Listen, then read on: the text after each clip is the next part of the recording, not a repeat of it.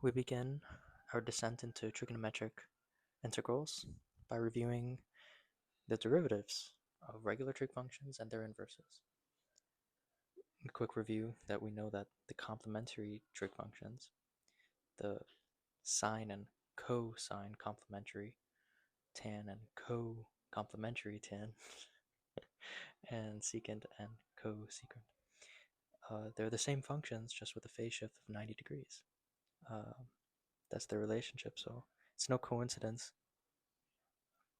from the geometry of the unit circle, um, where if we have some angle theta, the cosine of theta on the unit circle, as theta increases, which is really the same thing as saying that the x value of uh, or the, of this unit circle, it gets smaller and smaller and smaller as theta increases.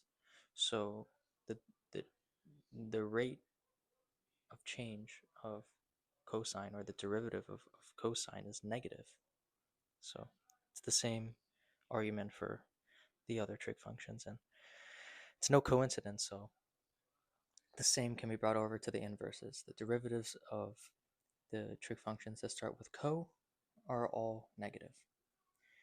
So in reality, you just have to memorize these three and know that they're complementary. The derivatives of their complementary functions are just negated. So it's very, very nice. In this case, they're exactly the same. Here, we could only wish it would be so clean. But yeah, that's a quick refresher. And next, we'll look at some very important identities that you should absolutely uh, memorize and not sleep on at all. So let's go ahead and take a look at those. Alrighty, obviously, these aren't all trig identities, but these are the most important ones for solving integrals. I would say the most important are these two right here. As you're familiar with, or might be familiar with them, they show up a lot. Um, Coming second place, I would say the Pythagorean identities show up quite a bit as well to manipulate expressions. It's very important. And the double angle formula, we already saw one case with problem 7 in the integration by parts playlist. That comes really in handy. So really commit all of these to memory. The even and odd functions, um, that will come in handy when we're evaluating definite integrals, because the last thing you want is to get the correct solution, uh, but you messed up on a sign. It's supposed to be negative. So uh, yeah, next we'll go ahead and start with the table of all of the integrals of trig functions and inverse trig functions, and we'll go ahead and start solving some problems. Alrighty, here's really quickly the integrals of each individual trig function. The sine and the cosine are straightforward. These ones, not so much. Um, Tan and uh, cotangent are fairly simple use substitution that we'll look at in probably the next few videos. We'll look at each single one of these and how to derive them. Yeah, the secant of x and the cosecant of x need some ingenuity and I guess a little creativity, in finding their integrals. These aren't as straightforward as the derivatives. As we see, the cotangent, the integral of cotangent, there's no negative sign, and the integral of cosine, there's no uh, negative sign, right? In fact, it doesn't seem like there's any pattern that we can follow. On top of that, we could manipulate the solutions. That way we can get rid of the negative signs. Like, for example, I could rewrite cosine of x as 1 over could rewrite this as secant of x raised to the -1, right? Well, that -1 comes right out, and because it's a logarithm, and this is also a valid solution. So we'll come to see that, this one's the fastest, I would say, to write down because of just that, by that split hair of a second time of writing that negative sign. But yeah, you can write these in any way you would like to, and there's no set, objective correct way. So not as satisfying as the derivatives, but nonetheless still fairly straightforward. So let's take a look at the integrals of the inverse trig functions. Okay, and with all those identities and all those derivatives, we end up with these three integrals. And thankfully, it's just three integrals to commit to memory. And with these three, and with our knowledge of the derivatives of our trig functions, we'll be able to tackle any problem that we come across. So let's go ahead and get started. Let's go ahead and derive the integrals of the basic trig functions. So we already know the integral of sine and cosine. What about the integral of tangent? The integral of tangent of x dx.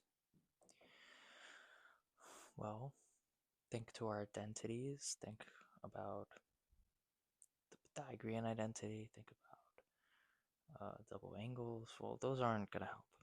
So what we can do is just simplify tan into its sine and cosine and see if that gets us somewhere, right? Sine over cosine. And this works because we can go ahead and make a substitution. Do we make sine of x equal to u or cosine of x equal to u? Well, if we set cosine of x equal to u, then its derivative is sine of x, technically negative sine of x, and it will go ahead and cancel out that sine of x in the numerator. So if we set u to cosine of x, du is negative sine x dx. When we put it in, we get 1 over u du. Don't forget that minus. And we get a solution of minus ln of u. But u is just cosine of x. And there's our solution.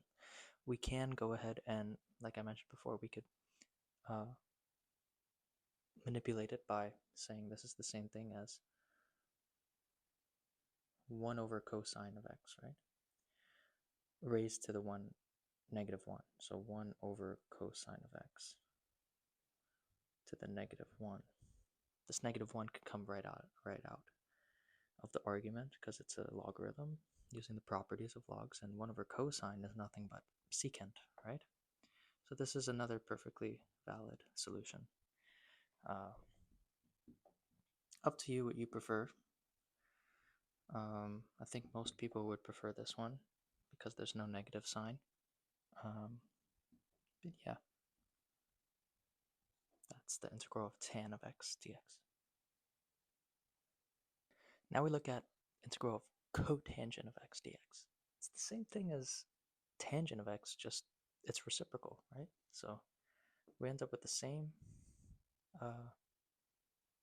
very similar scenario where we have cosine of x over sine of x, where we can go ahead and perform the same manipulation by setting a substitution or use sine of x, because the derivative is cosine of x, and it cancels out with each other very nicely. No negative signs this time. So we end up with the integral of 1 over u du, and that's just ln of u, so ln of sine x. And we're done. Alrighty, I'm not going to pretend that this is the most intuitive way to have gotten the solution of this integral, but the way that if you have seen this solution in the past, it's most likely using this trick, and the trick is this. We multiply the numerator and the denominator by secant of x plus tan of x.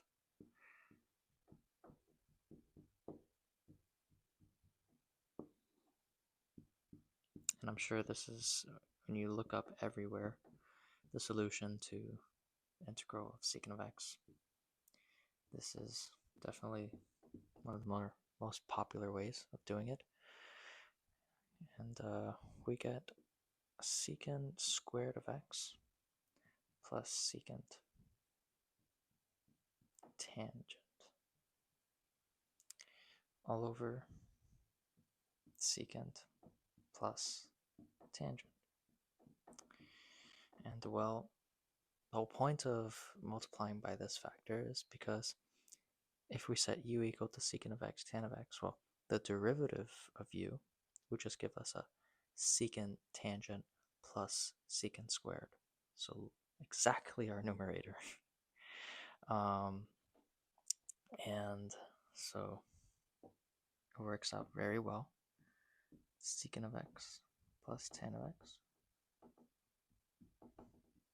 du is secant tangent plus secant squared of x dx. And we end up getting the integral of 1 over u du, which is just ln of u, so ln of secant of x plus tangent of x. The integral of cosecant of x dx. Luckily, we're doing the same trick. We're multiplying the numerator and denominator by the same factor. In this case, it's cosecant of x plus cotangent of x.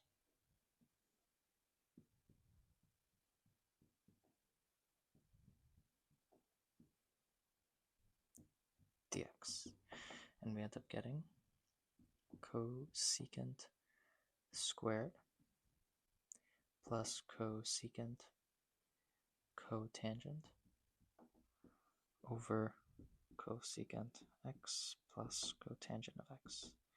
And I'm sure you can see where this is going based off of the last example, is if we set u equal to cosecant of x plus cotangent of x, well, the derivative of cosecant of x is negative cosecant cotangent, and the derivative of cotangent of x is negative cosecant squared of x. So we have a little bit of a problem. These are supposed to be negatives in order for it to cancel out perfectly. So let's go ahead and make them negative, and then bring out a negative out in the front to stay consistent. And we'll go ahead and set u to the denominator. We get, this is negative cosecant cotangent plus, minus cosecant squared of x dx. And we get the integral to be the negative integral of 1 over u du. So we get minus ln of x, where u is cosecant of x plus cotangent of x.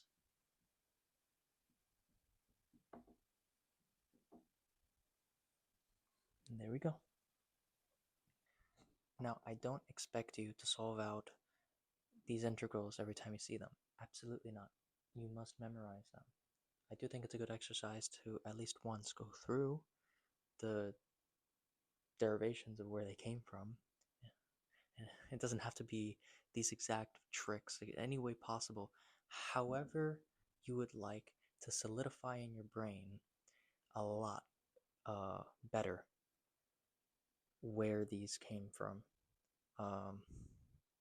Because I believe it sticks in your head that much better when you do so. So that concludes our trig review. So let's take a look at some integrals.